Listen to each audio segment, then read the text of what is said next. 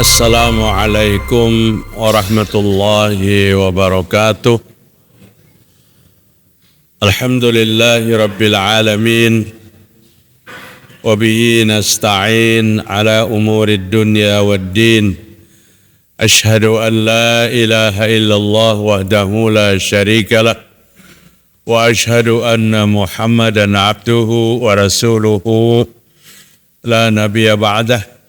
Ya ayyuhalladzina amanu ittaqullaha haqqa tuqatih wa la tamutunna illa wa antum muslimun. Ya ayyuhan nasu ittaqu rabbakumul ladzi khalaqakum min nafsin wahidah wa khalaqa minha zawjaha wa bassa minhuma rijalan katsiran wa nisaa'a wattaqullaha alladzi tasaaluna bihi wal arham innallaha kana 'alaikum raqiba. Ya ayyuhalladzina amanu taqullaha wa qulu qawlan sadida yuslih lakum a'malakum wa yaghfir lakum dhunubakum wa may yuti'illaha wa rasulahu faqad faza fawzan 'azima. Fa asdaqal hadithi kitabullah wa khairil huda huda Muhammad sallallahu alaihi wasallam wa syarrul umuri muhdatsatuha wa kullu muhdatsatin bid'ah wa kullu bid'atin dhalalah wa kullu dhalalatin finnar. Mari kita bersyukur kepada Allah Subhanahu wa taala pada pagi hari ini subuh Rabu tanggal 6 bulan Sya'ban 1446 Hijriah bertepatan dengan tanggal 5 Februari 2025. Alhamdulillah kita sehat walafiat. Allah telah memberikan petunjuk kepada kita, Allah berikan hidayah. Allah telah memilih kita pada pagi hari ini dapat melaksanakan perintah Allah dengan baik. Salat subuh yang indah, salat subuh yang nikmat sekali di Masjid Ar-Rahman ini. Harapan kita mudah-mudahan segala amal ibadah kita diterima oleh Allah Subhanahu wa taala.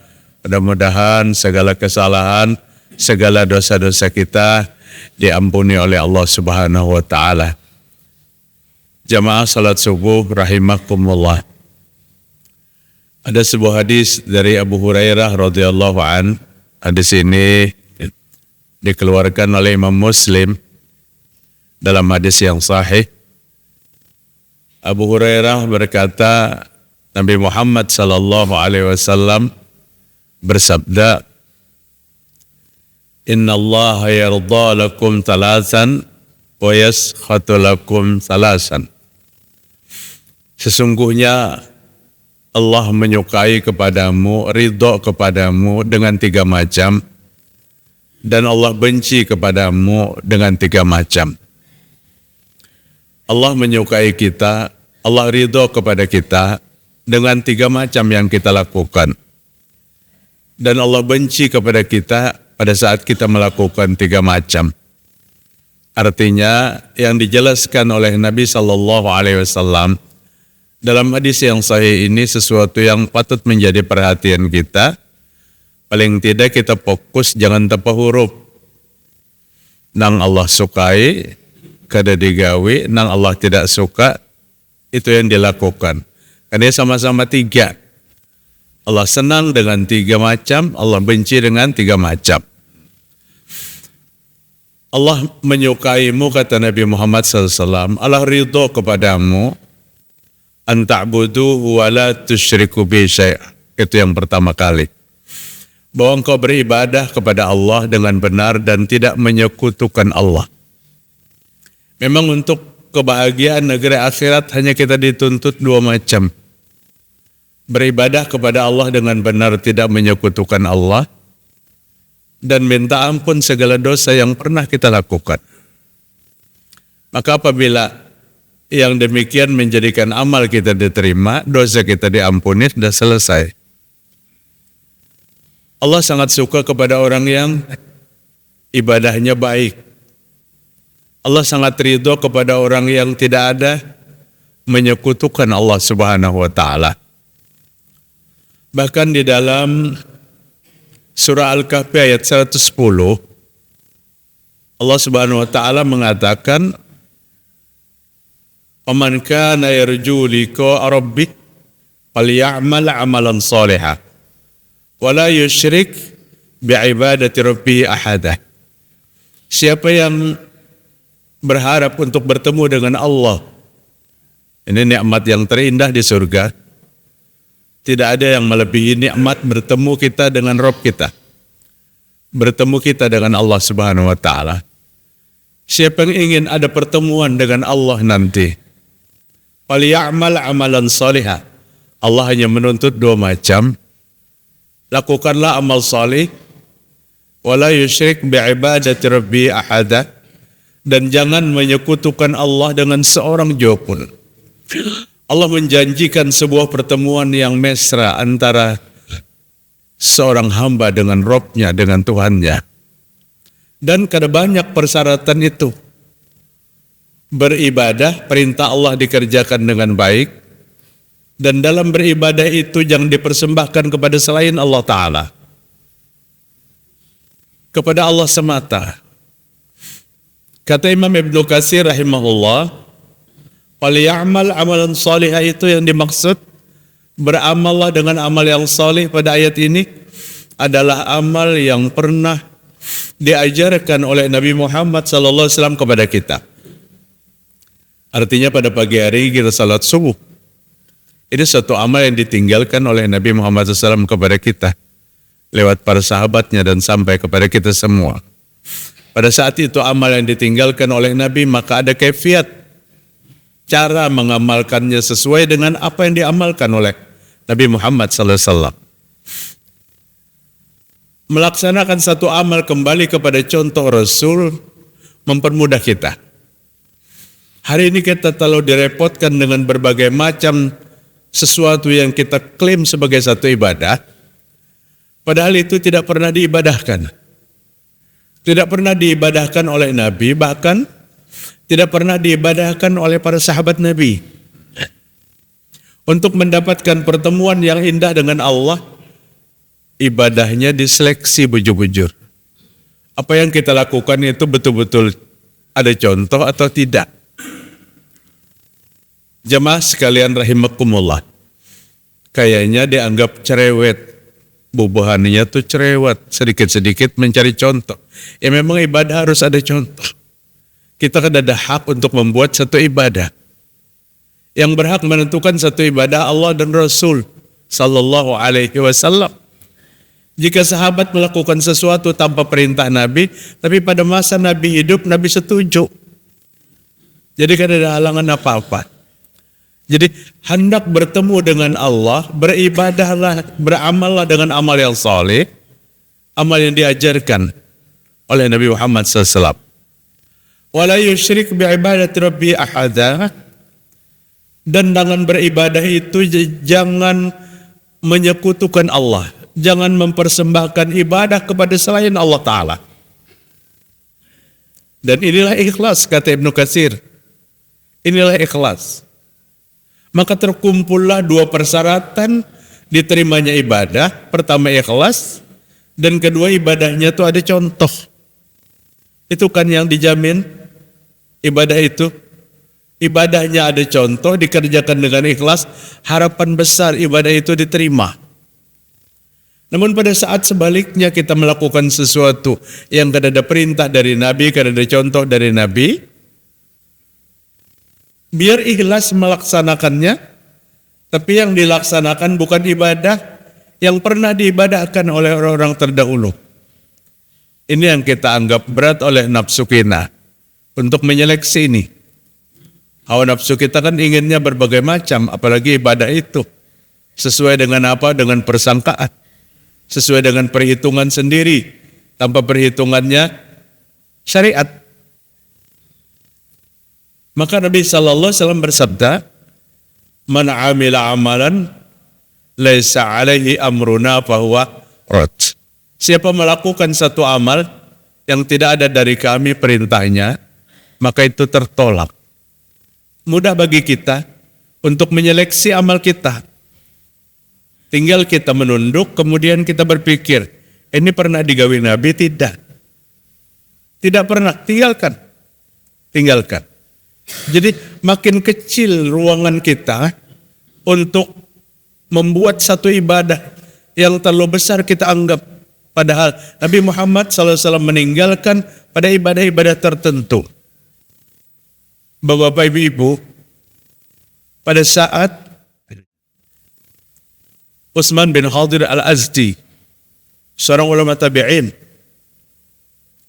datang kepada gurunya Ibnu Abbas di waktu beliau sudah usia tua, tenaga sudah mulai sepuh. Datang muridnya, seorang ulama besar itu. Untuk apa mereka datang kepada Ibnu Abbas? Ya Syekh, ausini, guruku berwasiatlah kepadaku. Nah itu apabila mendatangi ulama itu minta nasihat yang paling besar, yang paling benar. Seperti seorang Utsman bin Khadir, nasihati aku hai guruku. Ibnu Abbas seorang tokoh sahabat Nabi Muhammad SAW. Maka Abdullah bin Abbas radhiyallahu anhu memberikan nasihat kepada muridnya, alaika bi taqwallah wal istiqamah, ittabi' wa la tabtadi'. Pendek sekali nasihatnya. Tapi kalau dijabarkan ini sekian jam Pak kita menjabarkannya. Hendaklah engkau bertakwa kepada Allah dalam kondisi apapun. Itu sudah, kadang-kadang takwa kita itu melihat kondisi kehidupan. Rezeki lancar, takwanya lancar, setelah rezekinya tidak baik. Bertakwa kepada Allah pada saat apapun. Dimanapun kamu berada. Begitu kalau nasihat Nabi kepada Mu'az bin Jabal, kepada Abu Dzar al-Ghifari, ittaqullah haitsuma kunta. Bertakwa kepada Allah di mana aja kamu berada. Kemudian wal istiqamah, dan istiqamahlah. Baik istiqamah dalam takwa, istiqamah dalam iman. Keistiqomahan itu sesuatu yang sangat berat untuk dipraktekkan dalam kehidupan. Menyatakan beriman, menyatakan berislam sangat mudah. Kumpulkan 2-3 orang kemudian bersaksi, ucapkan 2 kalimat syahadat, sudah tercatat sebagai seorang muslim. Tapi tuntutan keistiqomahan di dalam Islam itu yang sangat berat. Bagaimana kita pegang agama ini istiqomah sampai akhir ayat? Maka ayat yang berbicara tentang istiqomah itu banyak dalam Al-Quran. Paling tidak, innal ladzina qalu rabbuna Allah tsumma istaqamu. Ini didapat 2 kali di dalam Al-Quran Allah sebutkan. Orang yang berkata Tuhan kami Allah, kemudian istiqomah dengan perkataannya itu. Tidak pernah ragu dengan ucapannya itu. Tatanazzalu alaihimul malaikati alla takhafu wa la tahzanu wa abshiru bil jannati allati kuntum tu'adun. Jemaah sekalian rahimakumullah. Setelah Ibnu Abbas menasihati muridnya agar bertakwa kepada Allah, agar istiqomah dalam takwa itu, maka apa yang beliau katakan terakhir, ittabi', jadilah engkau pengikut setia Rasulullah SAW. Kita ini bukan sekedar mencintai. Hari ini yang kita gaung-gaungkan, kita jadilah orang yang mencintai Nabi Muhammad SAW. Padahal cinta itu belum tentu mengikuti. Dia cinta, kemudian dia sanjung, dia rayu, dia gombal, tapi di belakang mengkhianati. Di belakang berselingkuh. Artinya kecintaannya tidak tulus. Yang dibutuhkan di sini ittabi', jadilah pengikut setia. Mengikuti Nabi Muhammad SAW. Dan inilah amal solihnya. Yang bisa dikatakan amal solih itu iqtisadu bis sunnah khairum minal ijtihad fil bid'ah, kata Ibnu Mas'ud. Sedikit tapi ada sunnah lebih baik daripada banyak tapi tidak ada perintahnya. Wala tabtadi', dan jangan menjadi orang yang tidak pernah merasa cukup Agama itu datang dari Allah dan Rasul. Membuat syariat-syariat yang baru. Tidak mencukupkan syariat yang ada. Sehingga terasa berat. Islam itu tidak berat. Islam itu ringan dan sangat ringan. Bagi orang yang mengambil Islam itu pada sumber yang sebenarnya. Jamaah sekalian, orang yang dicintai oleh Allah Subhanahu wa taala adalah orang yang istiqomah dalam iman dan istiqomah dalam ibadah. Istiqomah dalam takwa. Dalam iman tidak bergeser sedikit pun. Dalam takwa mencari betul-betul apa yang pernah diajarkan dan diibadahkan oleh para orang-orang yang baik masa lalu. Yang Nabi SAW katakan, itulah orang-orang yang baik. Khairun nasu qarni. Manusia yang paling baik itu hidup pada zamanku.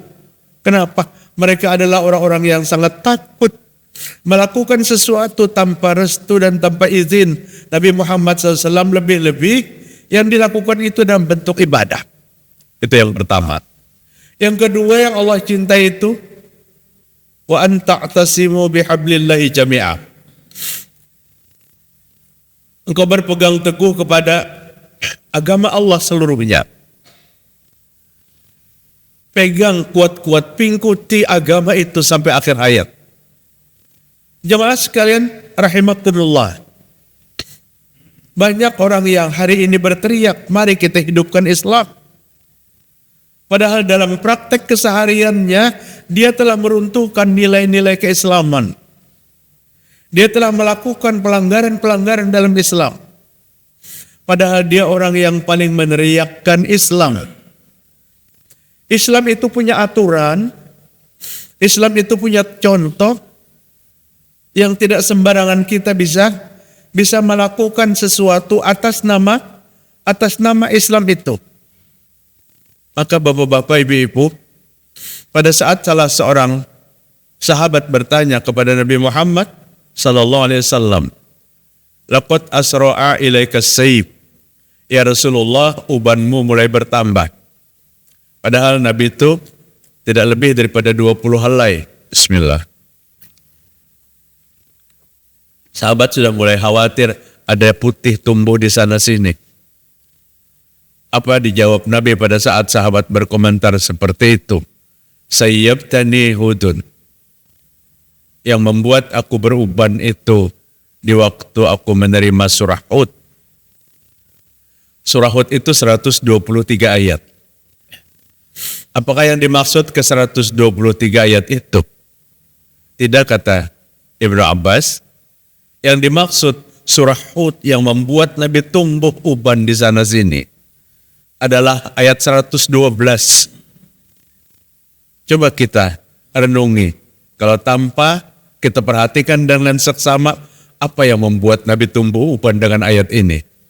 Fastaqim kama umirta wa man taba ma'aka wa la tatghaw innahu bima ta'maluna basir.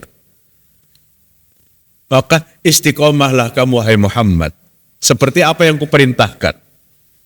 Wa man taba ma'aka, bersama orang yang taubat bersamamu.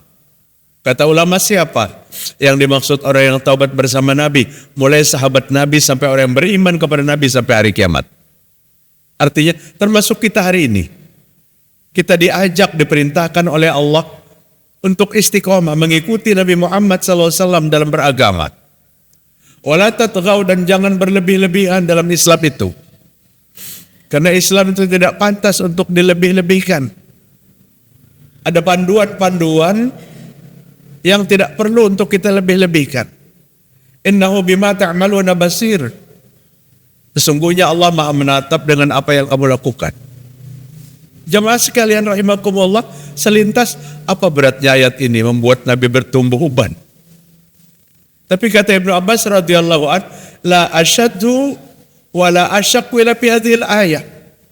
Kada ada yang lebih berat Nabi terima kecuali ayat ini. Di mana keberatannya? Pada saat Nabi dituntut membawa kita istiqomah memegang teguh agama ini sampai mati.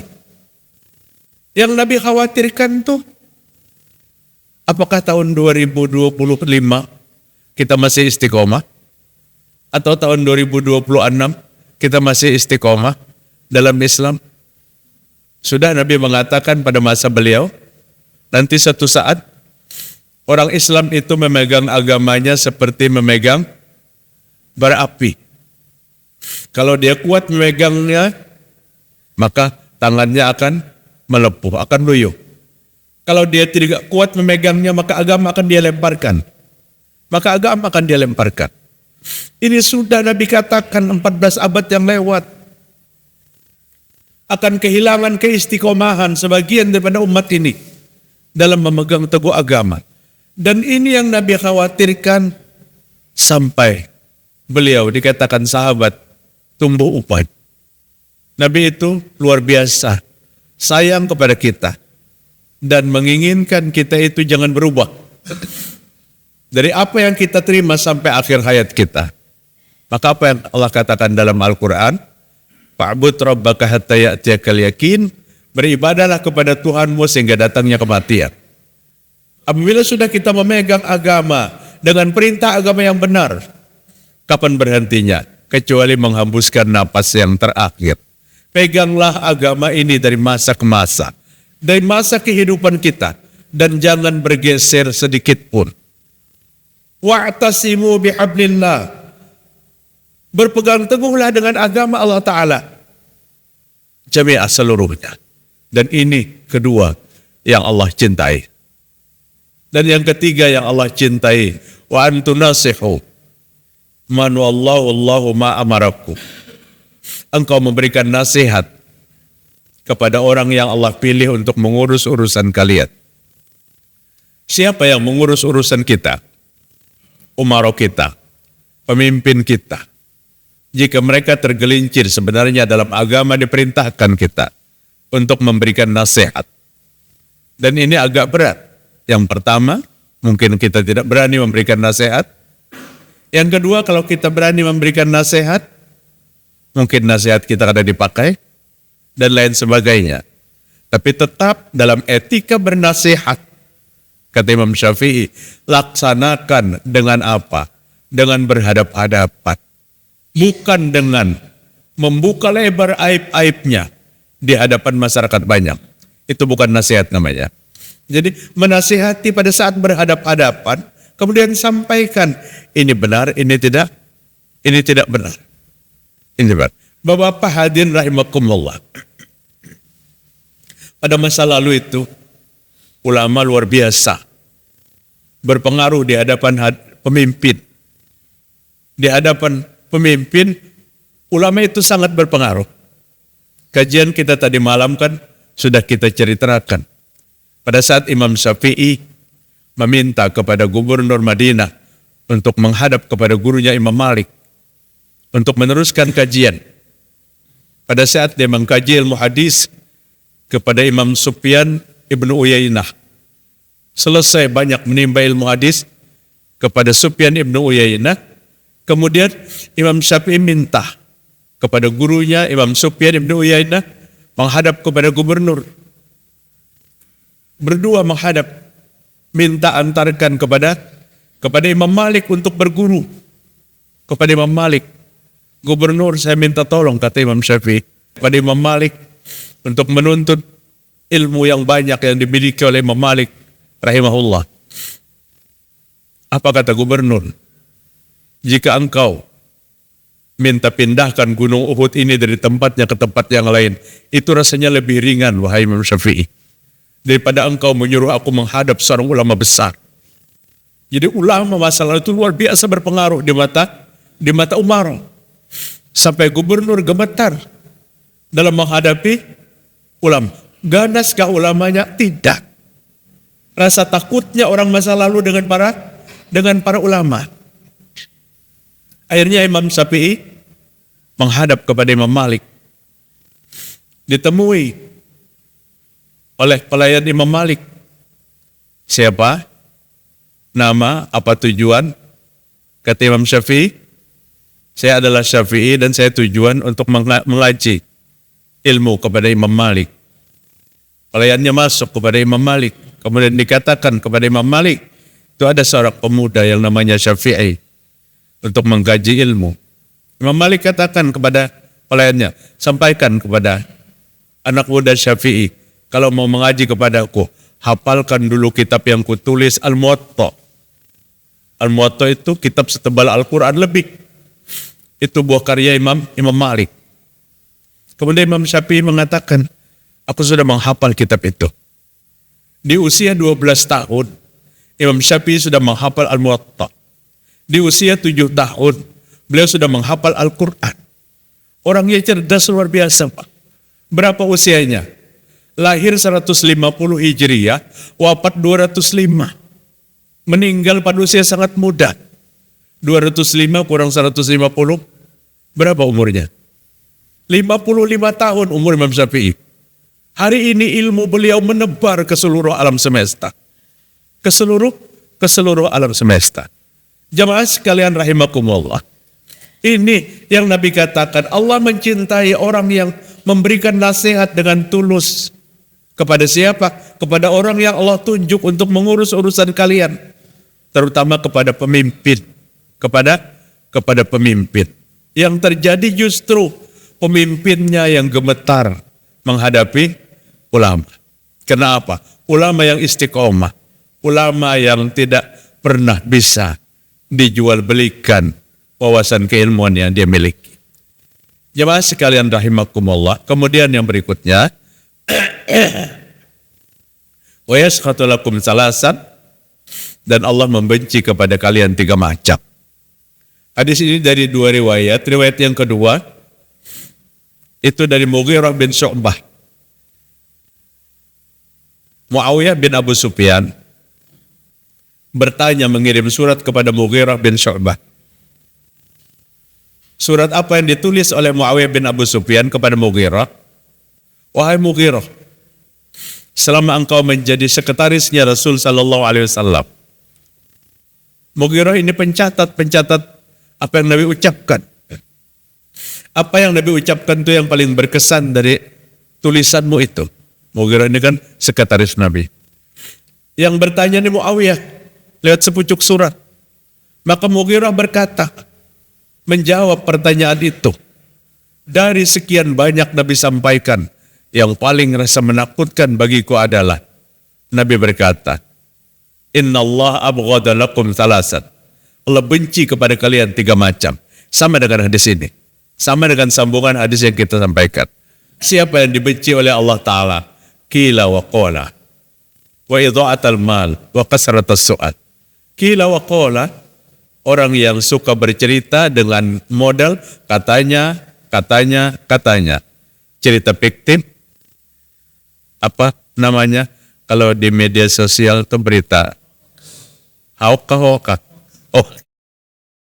Suka menebar berita hoax yang tidak jelas. Apalagi berita itu menjatuhkan posisi orang lain. Seenaknya dia mengukur posisi orang lain dengan berita-berita hoax. Benar sekalipun itu dilarang dalam Islam untuk disebarkan.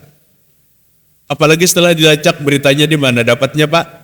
Qila wa qala. Katanya. Karena ada habis-habisnya. Ini perbuatan yang sangat dibenci oleh Allah Subhanahu wa taala. Wa idha'atal mal.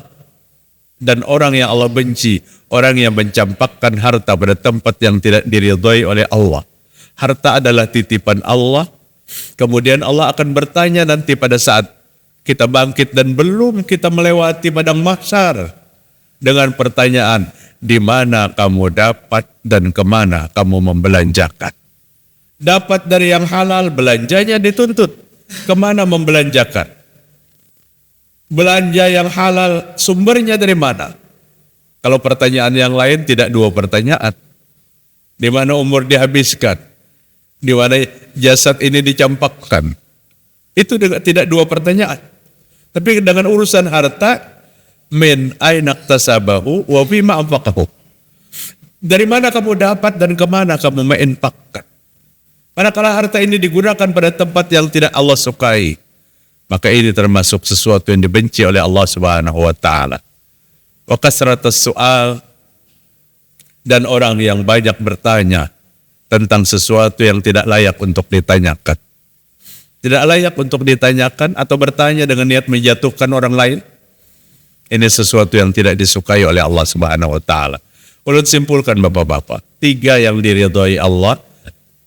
Yang pertama, beribadah dengan benar dan tidak menyekutukan Allah.